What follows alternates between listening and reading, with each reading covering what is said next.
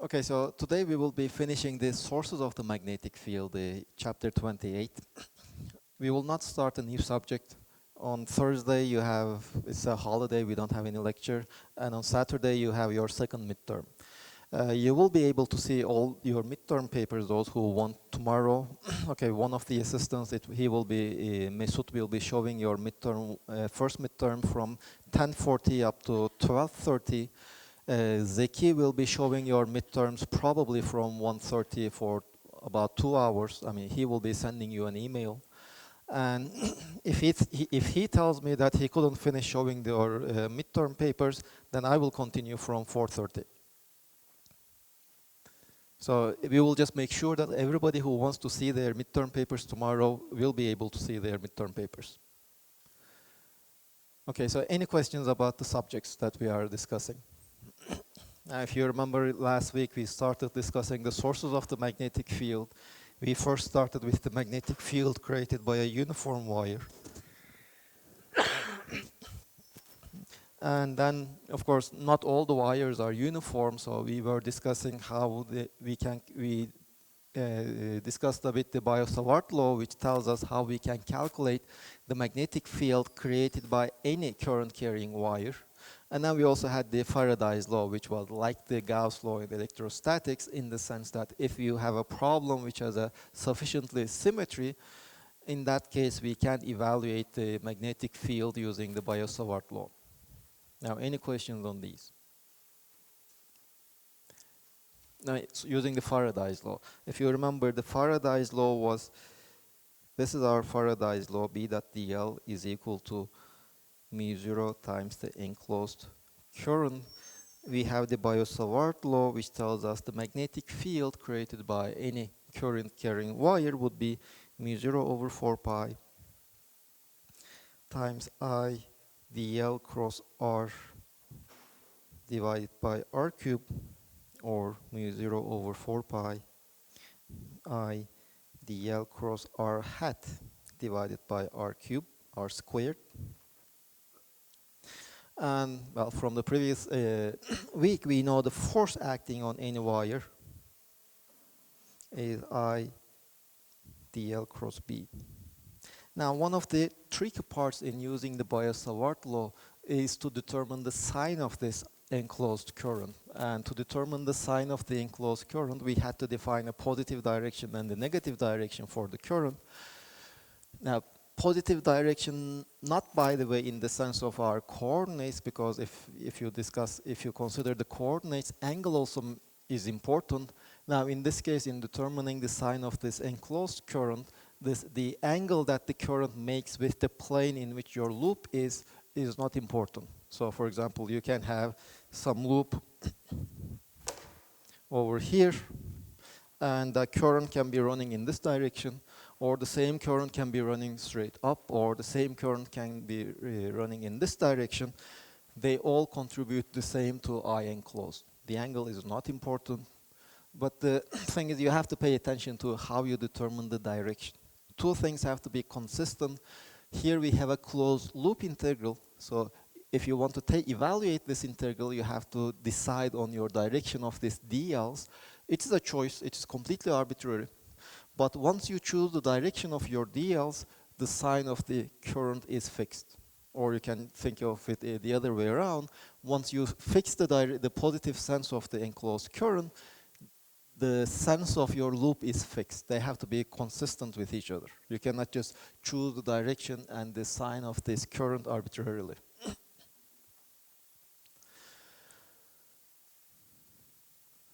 Any other questions?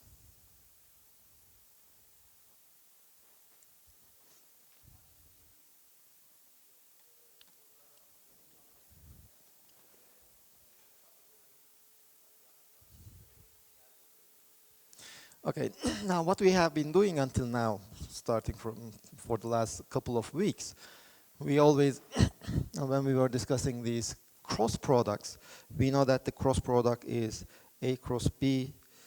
Its magnitude is the product of the magnitudes times sine of the angle between the two, and its direction is given by the right-hand rule. That is how we always define these vectors. Now, if all your vectors are pointing in the x or the y direction or the z direction all the time, then it's kind of trivial to determine and write down its direction. If one vector is in the a vector is in the x direction, y is in the, I don't know, the y direction, they are both in the xy plane, then the cross product is of either in the plus z direction or the minus z direction. And this definition is quite practical to use. But in the general case, if you have an arbitrary vector, when we are talking about vectors, we are most of the time talking about their magnitudes. And for example, if you have this vector,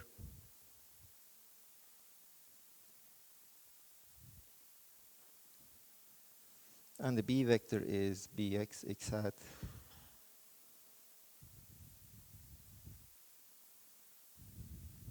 now then the cross product, you can just write down it as a matrix, determinant of this matrix.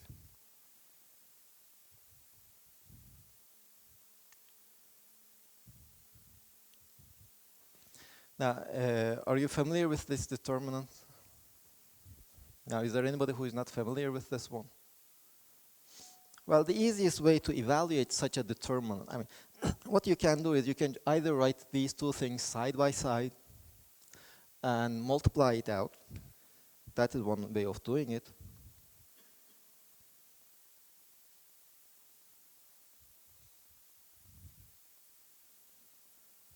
Cross product, vector product with bx, by, bz. Then you can just open it up, ax, bx, x hat cross x hat plus ay, bax,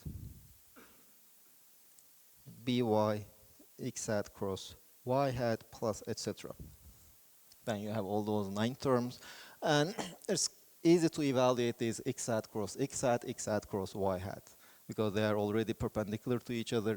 Since they are perpendicular, well, x and y vectors are perpendicular to each other, so the sign of them is just 1. Their magnitudes are 1. So this is a unit vector. The only thing left is to determine the direction of this unit vector. Now, x hat and x hat, they are in the same direction, though, so the angle between the two is 0. Sine of 0 is 0, so this is 0. And this is, what is the direction? It's a unit vector. It's in the z direction, etc. So you can just multiply them out and just determine, carry out these vector multiplications. Or if you remember this thing, this determinant, what you can do is just write these two columns, repeat them.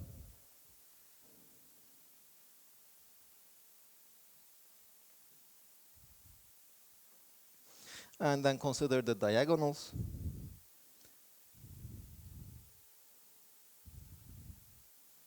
Let's say this diagonal.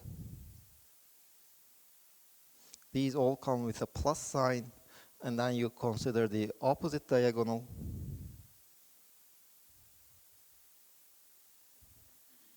These come with a minus sign, and multiply all the terms that appear in these diagonals. For example, x hat times ay times bz.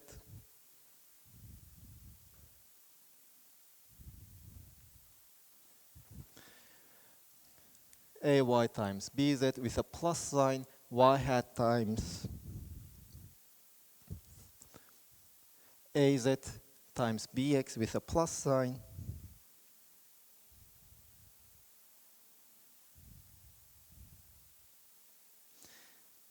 And then, for example, this line, the other diagonal, is z hat times bx times ay.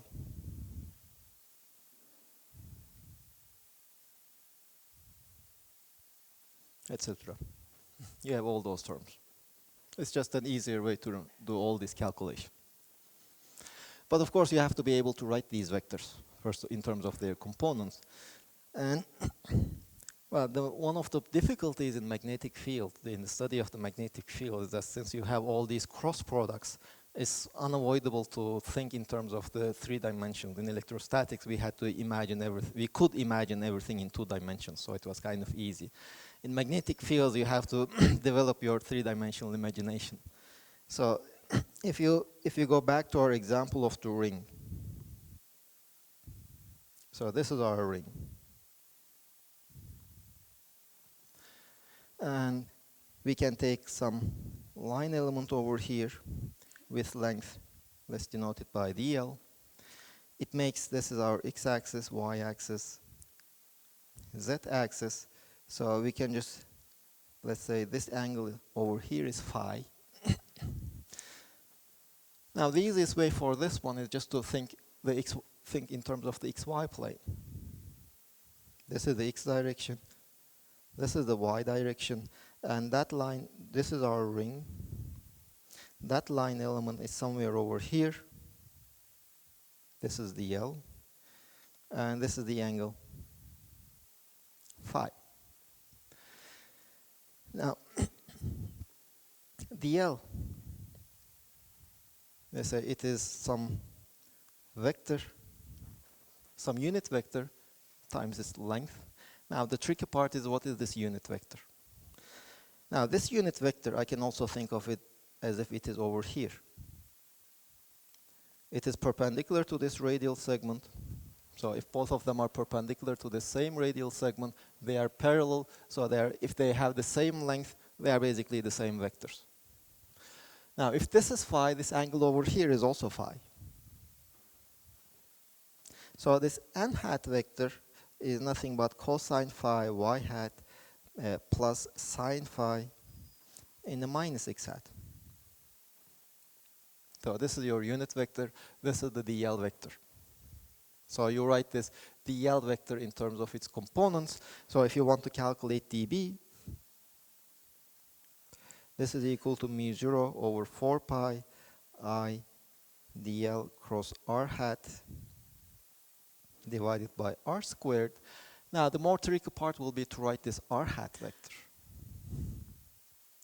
Now how do you determine this r hat vector? So you want to find the magnetic field over here at this point P. That, oops.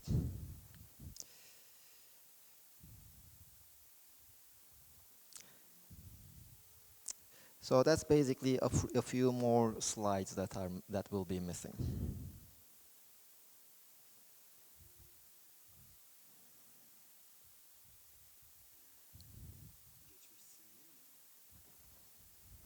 Today, yes.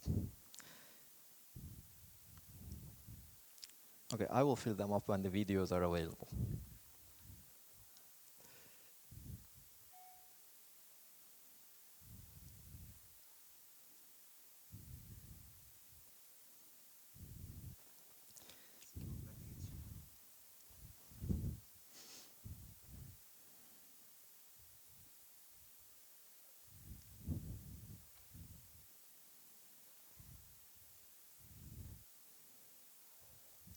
Okay, so this was the question that we were discussing. We have this ring on the xy plane. So this is our ring. If we only show the xy plane, this is our dl. This is the angle phi, and dl, we had wrote it as dl times n hat. This was our n hat vector, and n hat vector was cosine phi in the y hat plus sine phi in the minus x hat. Okay, this is what we have. And then we said that, okay, this is our dl. Now the question is, what is the vector connecting this point to the point where we are trying to evaluate the magnetic field?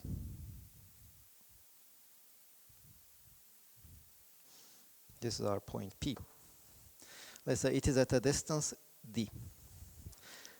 Now the point P is at the, this is the position vector of the point P. It is nothing but d times z hat. It's just in the z hat direction at a distance d. And then this, let's say this point A, the point where my dl vector is at, this RA, the position vector of the point A is just, it it is at a distance r, and its direction, so I say this is, the radius is r. Now if you just look at this one, this is my point A. So in the x direction, it is cosine phi plus sine phi in the y direction. If you just look at this right triangle over there, this is our cosine phi, this is over this point over here. This distance is our sine phi in the y direction. Now this r vector, this vector, this is my r vector. This r vector is nothing but rp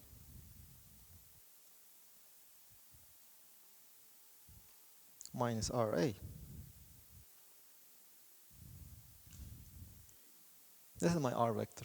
And once I know the r vector, dB will be equal to mu0 over 4 pi I dl cross r hat divided by r cube.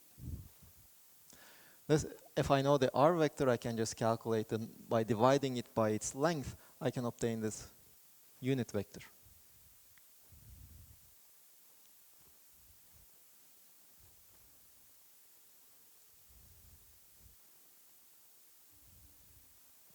Here we know this rp vector, we know this ra vector, so we know the r vector.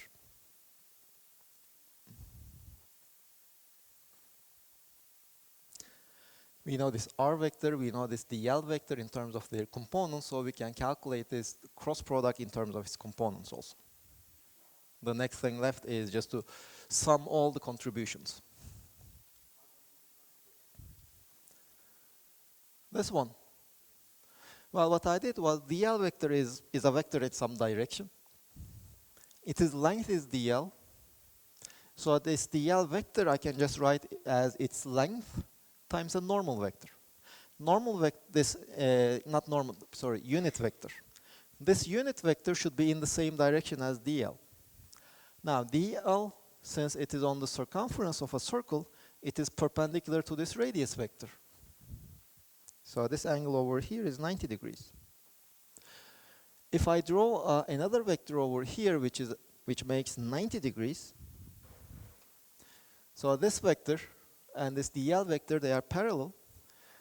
Well, I need to write a unit vector which is parallel to dl. So instead of writing this dl vector, I just wrote this n hat vector.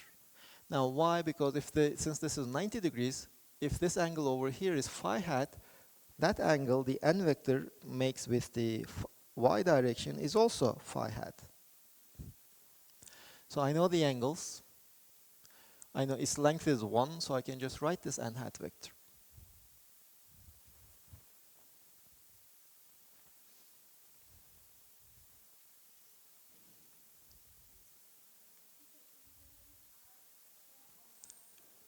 This one, r hat, is a unit vector. So this is r squared.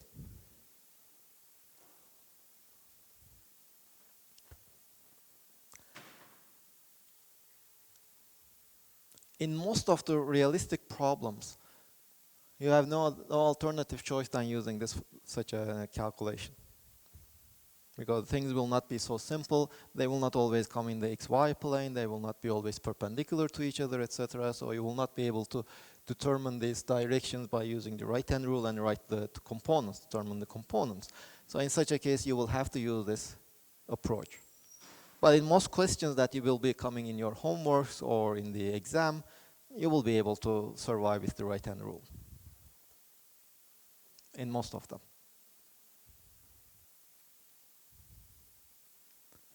Other questions?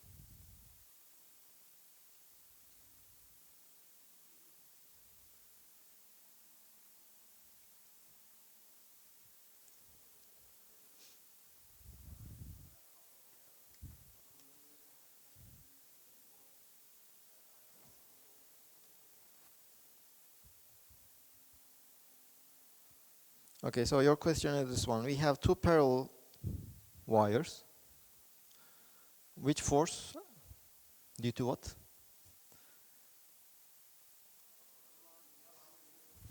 Okay, are we talking about the forces that they exert on each other?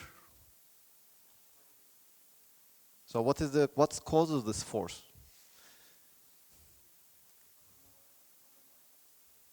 Okay, so in this, you see, if you have a single wire, it will feel the force due to the magnetic field.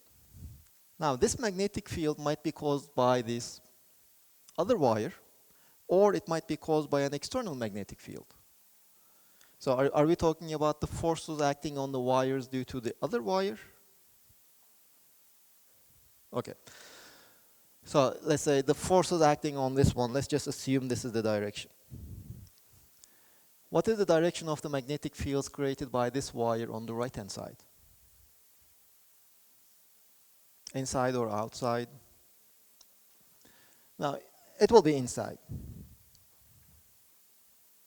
Just wrap your fingers around the wire so that your thumb points in the direction of the current. In that case, the direction of your fingers shows you the direction of the magnetic field. So the magnetic field lines, they get out from the left-hand side, and then they go into the screen on the right-hand side. No, sorry.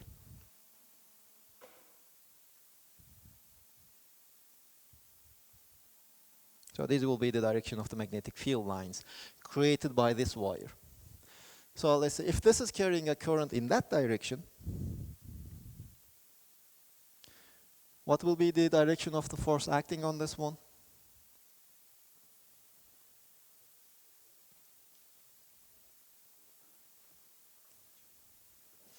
Remember, dF is I times dl cross B.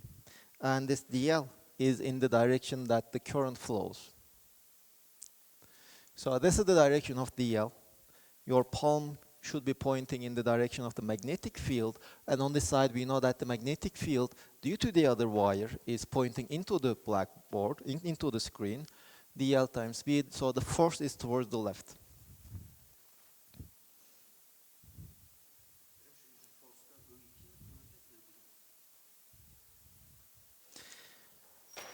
Now if you look at this expression df, you took a very small segment of the current carrying a wire. So this I is the current running through this dl. And B is the magnetic field created by some other sources. Of course, this dl will also be creating its own magnetic field, but something cannot feel a force due to the magnetic field that it created. So it has to feel a force due to the magnetic field created by other sources. So here, if you are calculating the force acting on this wire, this current over here is the current running through this wire, whereas the magnetic field over here is the magnetic field created by the other wire. So this F21 is the force exerted on the second wire due to the first wire. But of course, the first wire will also feel a force in the opposite direction with equal magnitude. So if you just consider the total force acting on this whole system on both of the wires, the net force will be 0. Now if you change the direction, if you say that this is in the other direction, I1 is in the same direction, I2 will be in the opposite direction. In this case, both of the forces will be pointing outwards, and still the net force will be 0. Which torque? Acting on what? With respect to which point?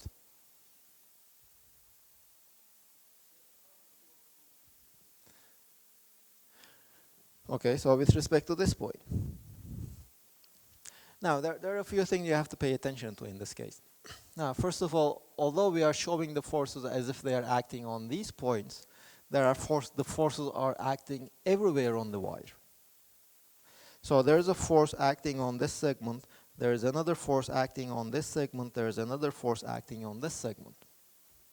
The torque created by this segment, for example, due to the force acting on this segment with respect to this point, will be in the opposite direction than the torque created due to this segment with respect to the same point. So when you sum these torques, I mean, if these are two infinite wires, the net torque acting on this wire will be 0. Because this feels the same force as that one. The symmetrical part, since they are symmetrical, they are at the same distance. And they just point in opposite directions. They have the same magnitude. The torque, the net torque will be 0.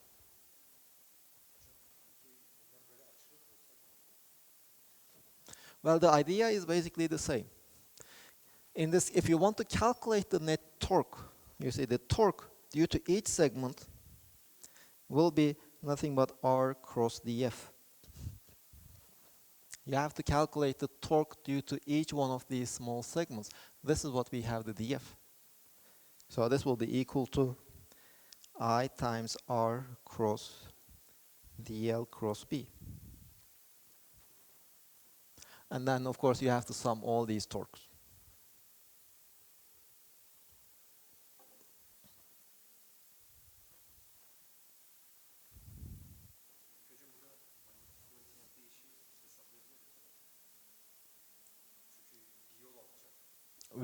Are you displacing them or not?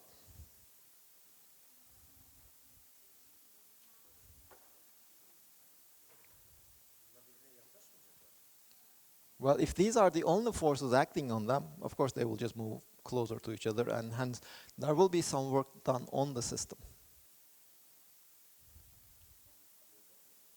No. Just wait a couple of weeks. After a couple of weeks, well, not a couple of weeks, after next week, we will see what is actually doing the work. It's not the magnetic field. We have seen that the magnetic field doesn't do any work on charges.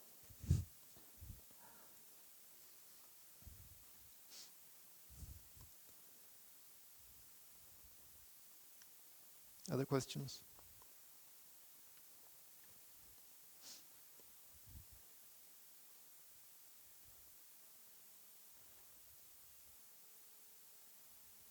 Okay. Now, last week we had also discussed the solenoid. If you remember, we had these, well, we first started with coils.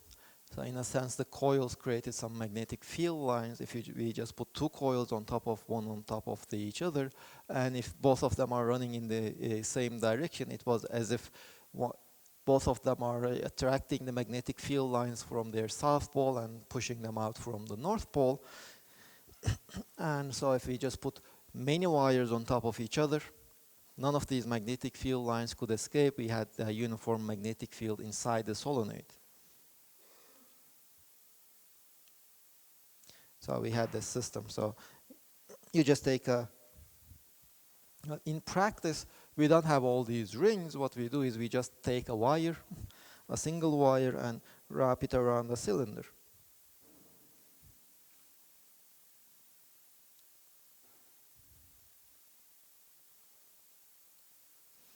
And connect it to some battery to have a current running through it.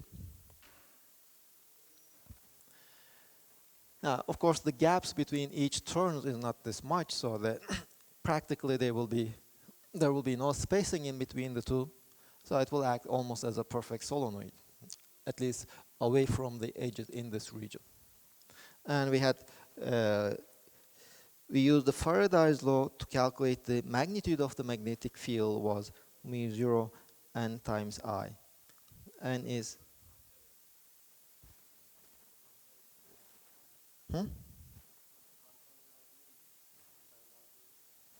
Ampere's law, sorry. Number of turns per unit length.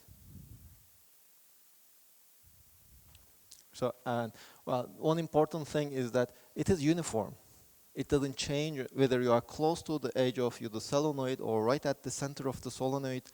It has the same magnitude. So this is a means of creating a uniform magnetic field. Now, we are always talking about this system in a uniform magnetic field or that system in a uniform magnetic field, but we never discussed how we create a uniform magnetic field. This is one way of creating a uniform magnetic field. You just create some gap over here. There will be some fringing, but if the gap is small, the fringing effects will be very small, so the magnetic field will be uniform in that small gap. So you obtain you can put samples or whatever system you want to study in the solenoid. Now, any questions on the solenoid? Then we have this other system, which we will call the toroid.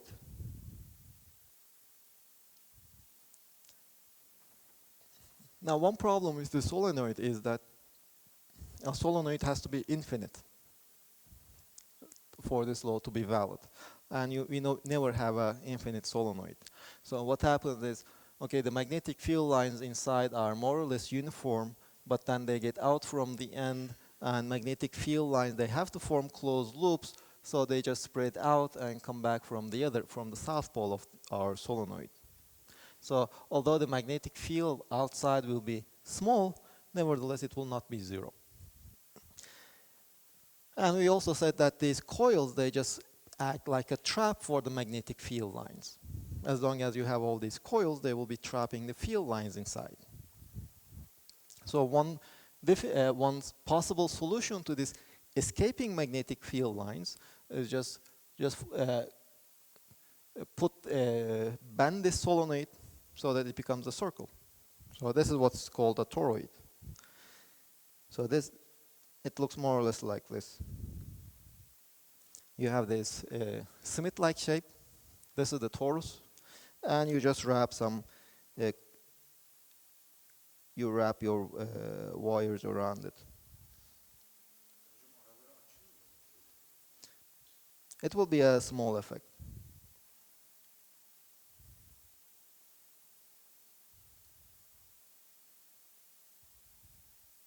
Okay, so more or less like this.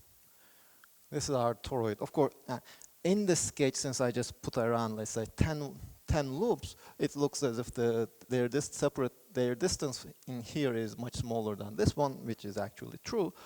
But since you should imagine that there is no such gap in between. They will be very close to each other. It shouldn't be so small here, so the change in the gaps will be small. Ideally, you will just wrap it over and over and again so that there will be no gap.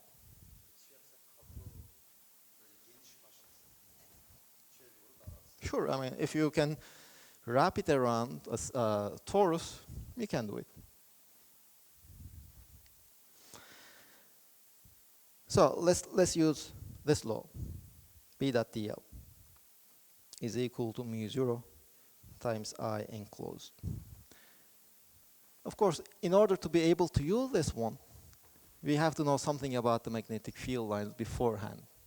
Now, you just cannot just go ahead and calculate this one. What can you say about the magnetic field lines? Will they be uniform, or will they be circular, or will they be radial, etc.? What do we know about the magnetic field line? What can we say? They will be closed. Okay, that's one thing we know. Magnetic field lines always have to be closed. What else can you say?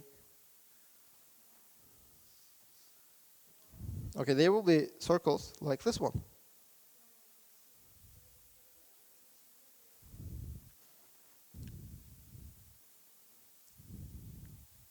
Okay, so if this is our torus, and if you rotate this torus, nothing changes. This should be the same. This should also be true for the magnetic field lines. So as we rotate the torus, magnetic field lines shouldn't change. It basically means that the magnetic field line at this point and at this point, it should be the same. Because if I rotate my torus, this point just becomes this point. Nothing should change. So the only thing I can say is that the magnetic field lines, they have to be circles like this. That's the only thing I know. That's the only thing I need to know anyway. They have to be circles. Now, outside B will be 0. Yes, just like the solenoid. Just imagine these rings. Each ring is trapping these magnetic field lines. Now, if I want to have a non-zero magnetic field line outside, some of these magnetic field lines should escape. But nothing escapes because just the closed circles. None of them can escape. So the outside, the magnetic field line is 0. Of course, as long as we don't have any other source of magnetic field. We are assuming that there's no other source of magnetic field, so outside the magnetic field lines will be 0. And in fact, this is enough for us. I know that along this circle, the magnetic field line has the same magnitude, so I can just integrate the magnetic field along this circle, along this given circle. And the only thing I know is that my torus doesn't change as I just rotate it. That is the only information I used. It looks the same when I rotate the torus. That already tells me that the magnetic field line should be circles, and if the magnetic field lines, if all of them are circles, it just means that the magnetic field line, as long as I'm at the same distance from the center, the magnetic field should have the same magnitude. So if I integrate my magnetic field along this line, B and DL, they are always perpendicular inside. Since B and D not perpendicular, they are always in the same direction.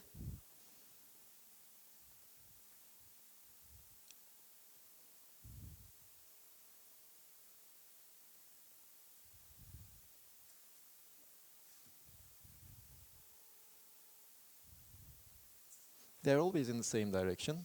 Well, if they are always in the same direction, then B dot dl is nothing but the product of the magnitudes.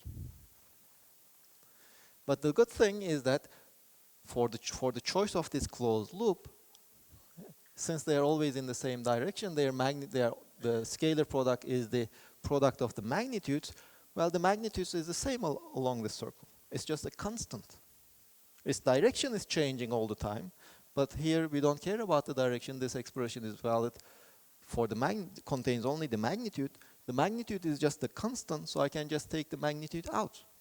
So B dot dl, the integral of B dot dl will be equal to the integral of the product of the magnitudes. If I take the magnitude of the magnetic field outside, it's just a constant, I can take it out. What remains is the sum of all these dl's, which just gives me the circumference of my ring. Let's say I'm considering a ring at a distance r. And the circumference of the ring is 2 pi r. So I already know this integral, B dot dl integral.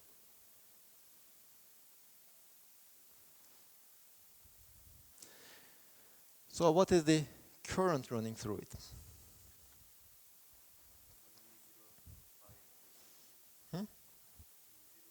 Okay, I already know that this B times 2 pi r should be equal to mu0 times I enclosed. Now this is my toroid, so this is the inner, this is the outer part. So let's say the current is coming out of the screen.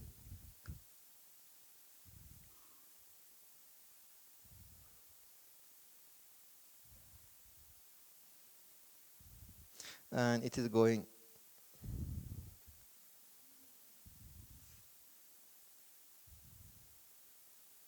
I saved it.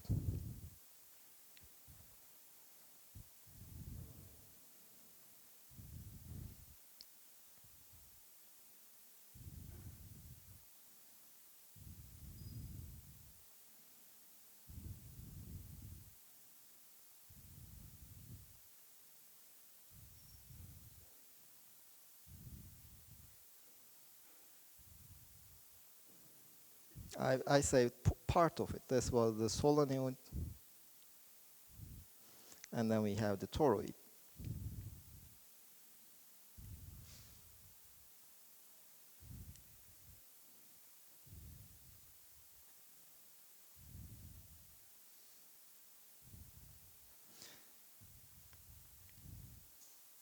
So this is my toroid. These are the currents, the loops.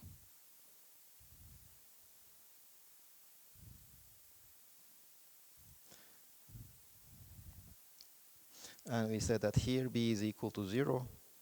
The magnetic field lines are circles. And B dot dl is equal to 2 pi r times B. Okay, the magnetic field line is coming out in the inside interior.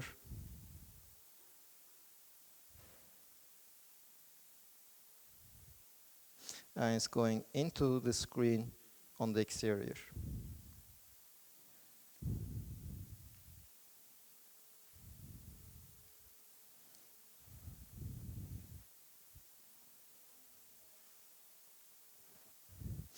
Well, you see, this is my loop. This is my loop along which I integrate my magnetic field. This is the magnetic field line. No, you see, we use many different DLs for many different purposes. Now, if you want to calculate, for example, the force acting on a wire, on a current carrying wire, in that case, DL is the segment on the wire. If you want to calculate the magnetic field created by a current carrying wire, in that case also DL is a small segment of the wire. Now in this law, we are just imagining a hypothetical circle, closed loop, just like in the case of the Gauss law, we imagine this mathematical closed surface. In this case, we imagine a mathematical closed loop. And then this DL is a very small segment on that loop. It's a mathematical closed circle, not necessarily corresponding to any wire. Now, in this case, since I already said that the magnetic field lines have to be circular, I'm just choosing my loop to be this circle. So this DL, it's along the circle. So since it's along the circle, well, the magnetic field is also along the circle. They are pointing in the same direction. Now, then the next task, what is this I enclosed? Now, let's just imagine that we have n turns. This is the number of turns in the toroid. Since I have n turns, there are n wires here. They're all carrying current in the same direction. So the I enclosed will be n times I. But the thing is it positive or negative?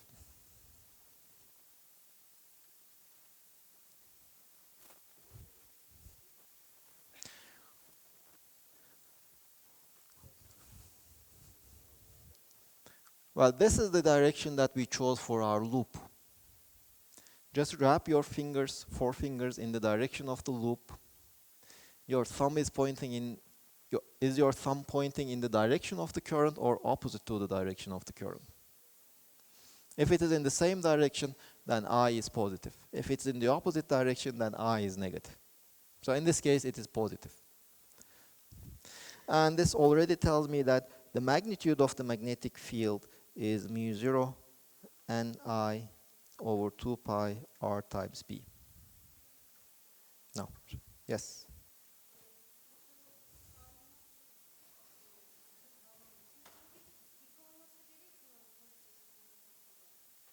No, here I'm choosing a circular loop. Now, I doesn't have to be perpendicular to this loop.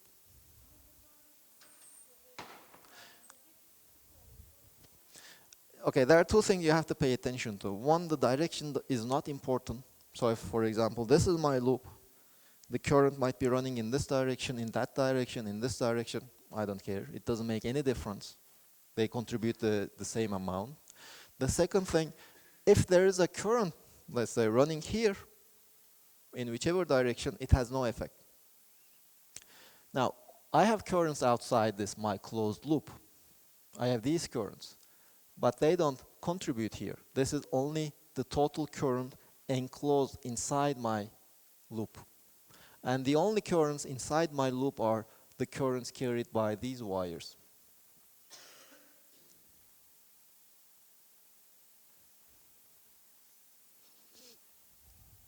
What's your question?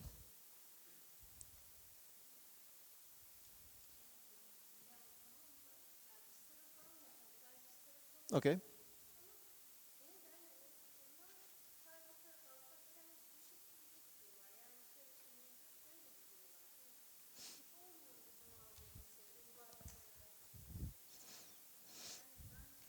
Well, let's just, let's see. This is my loop. This is my mathematical loop. This is my coils. Coils are going around this loop. Now, since this is my loop, inside I have only this wire. So this wire is carrying current in this sense. There's only one current, I0. There's another wire, another I0, another wire, another I0. Of course, they go back here. But I don't care about that.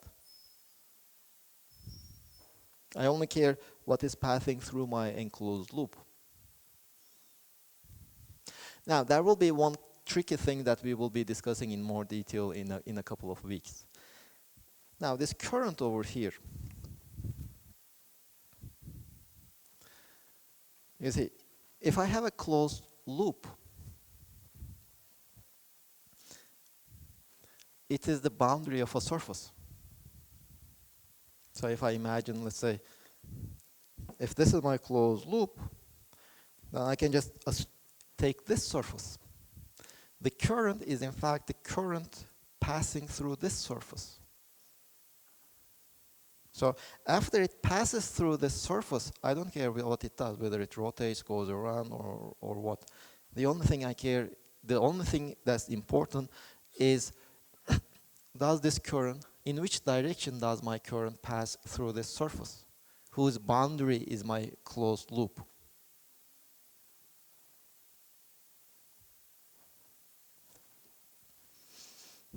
Now this, for the time being, is just a small detail. Soon it will be an important detail. Just like, for example, in the Gauss law also, we can also think of the Gauss law in another form.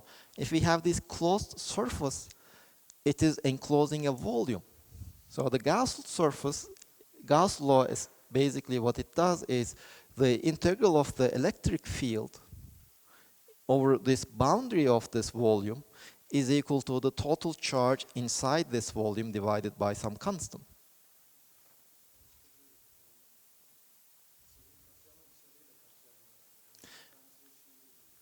No, it is the total electric. No, I mean, in the Gauss law, we had this, the total electric field. No, you're asking, what is the inside and what is the outside?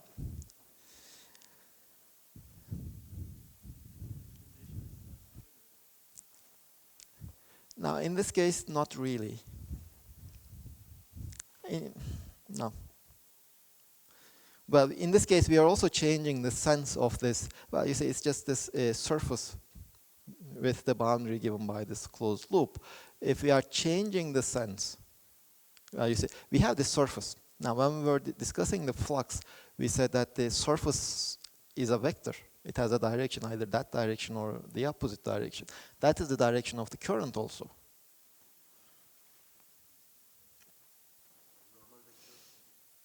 Yeah, if it is running in the direction of the normal vector, it's a positive current. If it is running in the opposite direction, it's a negative current. Of course, the normal vector and the dl vector, they have to be consistent with each other.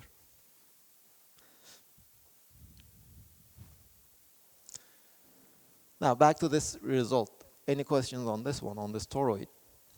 Now, this, although we started by imagining that this toroid was the closed down solenoid. Now, you see that this toroid, the magnetic field is not uniform. This R, by the way, is the distance from the center of the torus. It's the vertical distance from the central axis of the torus. Now, another interesting thing is, although we had imagined by thinking of this torus as just you take a cylinder, you just bend it, close the two ends, you obtain a solenoid. The cross-section doesn't even have to be a circle. When you cut this torus in half, when the shape you see is the cross-section, it doesn't have to be a circle. It can be a rectangular shape, but any shape. This result is independent of that. As long as your torus doesn't change its shape when you rotate it around the central axis, because that is the only thing we use.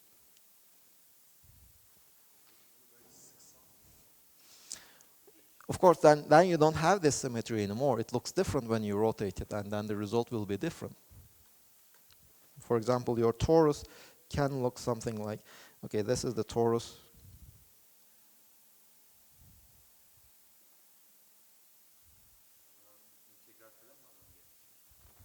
And here it might be look like just a rectangle. It doesn't change our result. You just take this rectangle and rotate it around one point, you get a torus with a rectangular cross section. The magnetic field is still this one.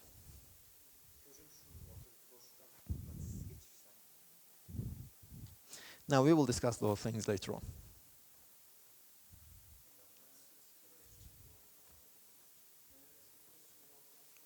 Later on.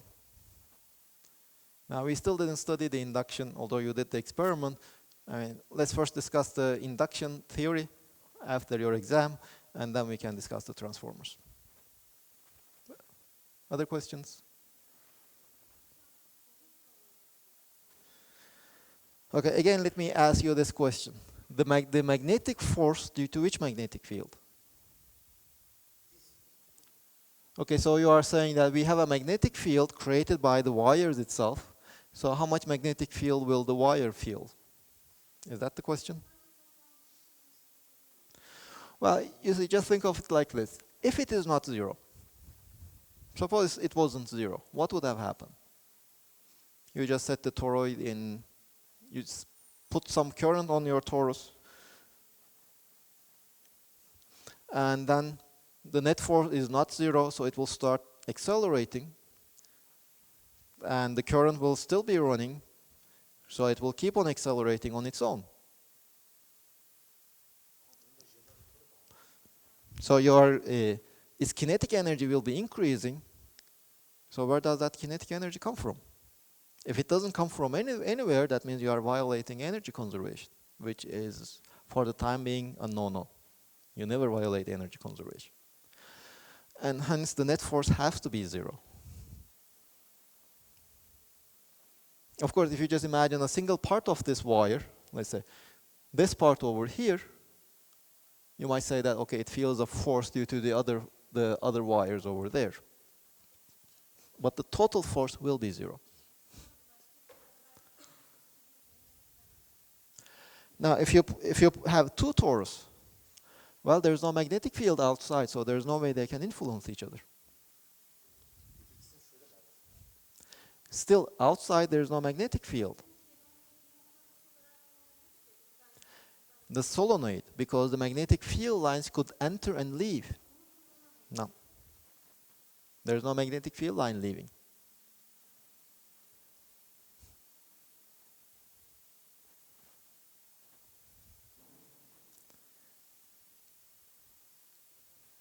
So see you after the break.